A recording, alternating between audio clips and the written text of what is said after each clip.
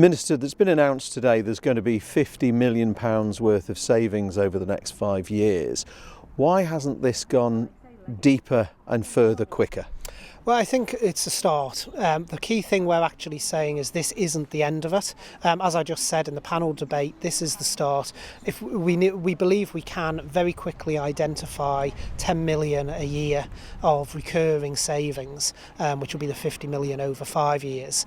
After that, we then will go deeper and we will take a look because, government has a duty to ensure that taxpayers' money is actually spent wisely. Fully well from my time in Tynwald, I have banged on many times about the cost of government and ensuring that we're doing things efficiently. So this is a start. It's certainly not the be-all and end-all. We're not going to get to that 50 million over 5 years and then say, that's it, job done. We heard a lot about doing things efficiently, and we've heard in other places about having things like bonfires of regulations. Is that an approach you're going to take? Because why are government doing so many of these things that don't seem to positively impact the general public and their daily lives? Well, for me, there's three key things. I mean, the problem with any government is that you can end up doing things because you've done it for 20 years, 30 years. The first question for me is we should be asking of all our services is what are we providing and is it the right thing to provide? The second question is are we providing it in the right way? And the third question, the most critical one, is why are we providing it? Is it something that we actually should be doing, or is there a better way of doing it? So efficiency doesn't necessarily mean stopping services. It can actually mean doing things and delivering it in a different way and actually providing in some cases an enhanced service compared to what's there. So from my point of view, we do need to look at regulation as well. Government should be constantly looking across the piece of what regulation is in place. Is that regulation working? Is it is it doing too much? And in a few cases, is it doing too little? Is it not actually providing the protections that we should be doing? Now, we talk about services a lot and reviewing the services and efficiencies in services, but so much of the criticism is that a lot of the costs in government are actual bureaucracy within departments. They're not actually providing any services at all.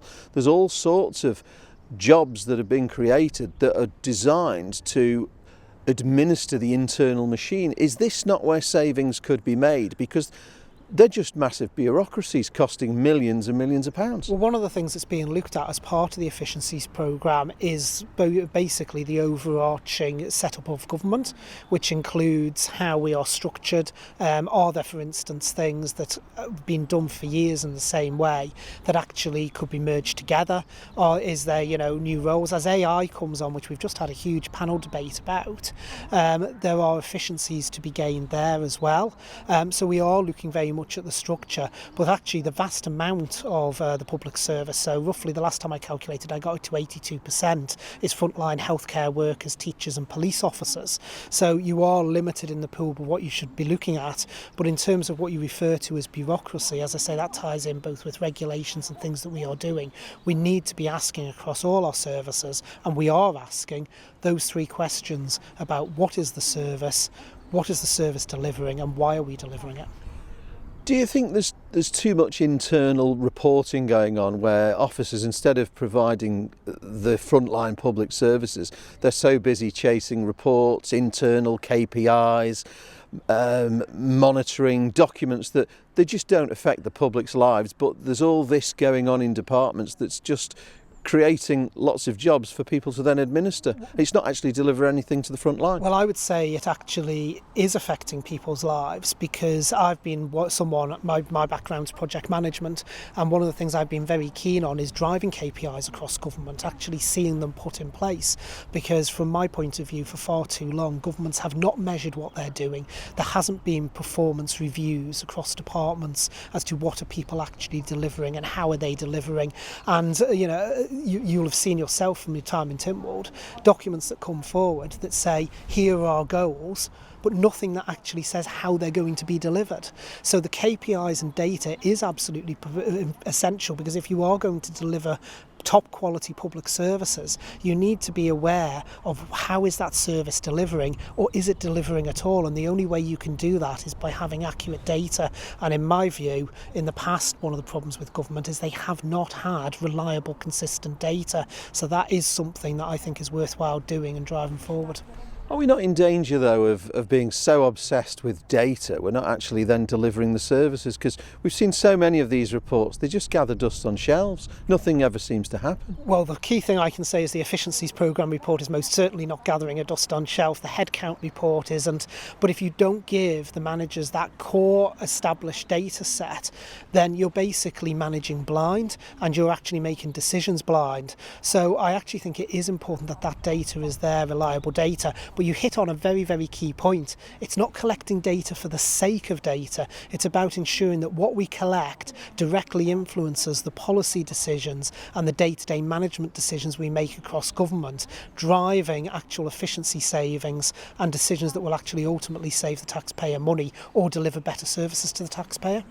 But if we take, for example, and I appreciate this might be outside your scope, but the likes of Department for Enterprise, we've now created a whole raft of these agencies who've all now got their own chief executives and masses of staff.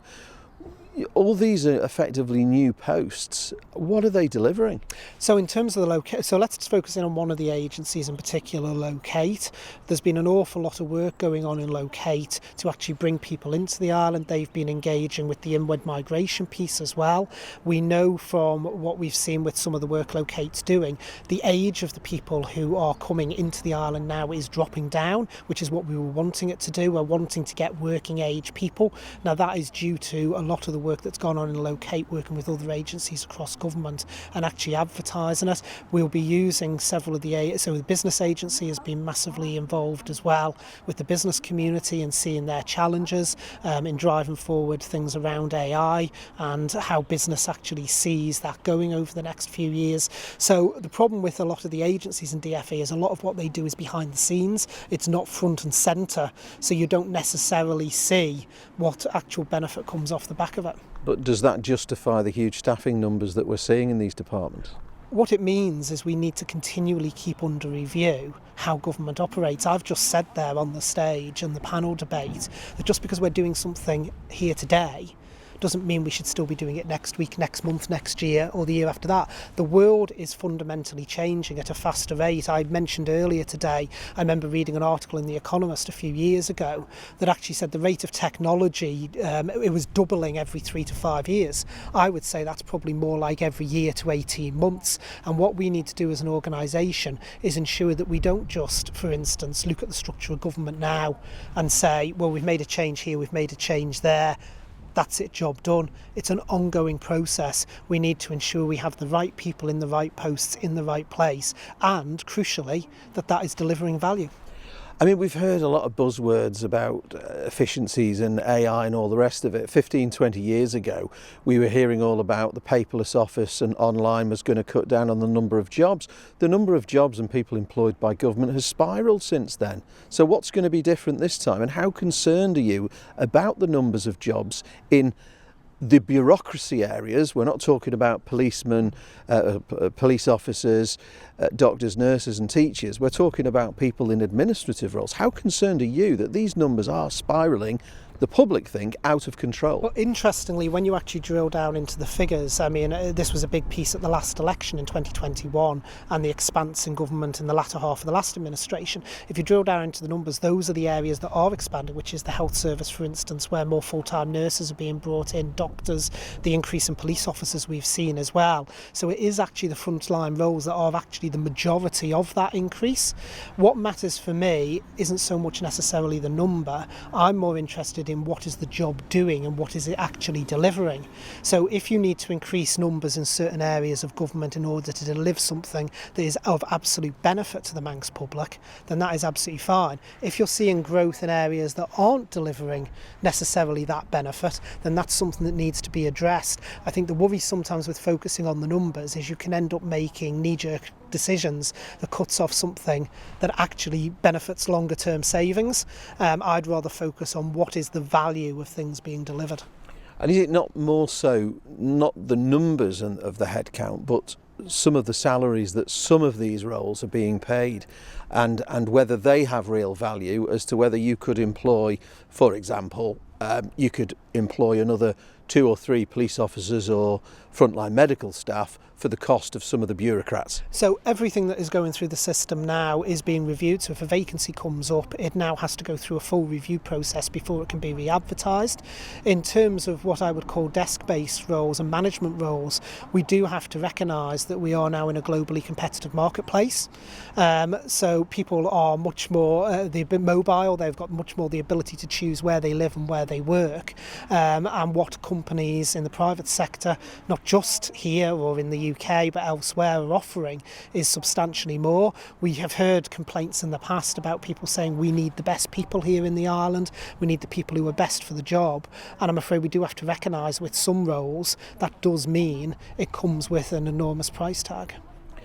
Is it not time that government should be now looking at every single job on the payroll and deciding whether that job is really necessary? Well, part of the process, and one of the things I've asked for as Cabinet Office Minister, is an organogram across government, and I would hope as part of the reviews around our headcount that's exactly what we will be doing. As vacancies are coming up now, we are looking at vacancies and actually saying, is that vacancy required? Mark Lewin, the Chief Executive of Government, has announced this afternoon that, as a result of that, about a third of the vacancies across government so far, and we've only just started, have actually now disappeared off the headcount, and I think that we will see that going further over the next 12 months.